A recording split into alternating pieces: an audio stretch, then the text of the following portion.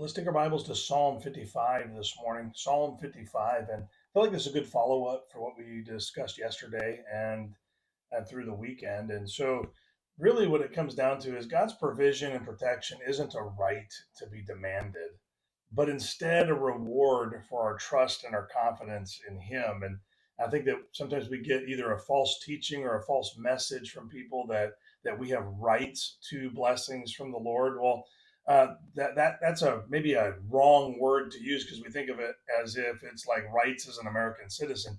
It's a little different than that because God makes promises to those who trust Him and live confidently for Him, actually prioritizing Him, living in a way that actually resembles love, not just a claim. And so those provisions and protections that are promised are not rights to be demanded, but simply uh, a luxury to be enjoyed when we do the things that the promise is contingent on it.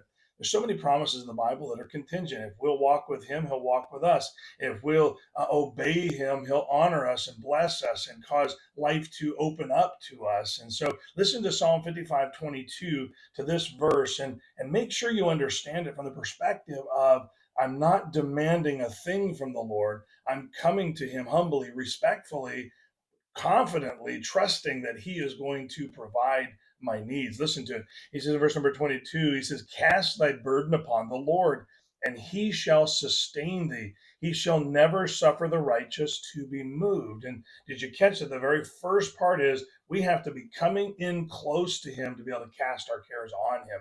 You can't cast them from a long distance away at Him.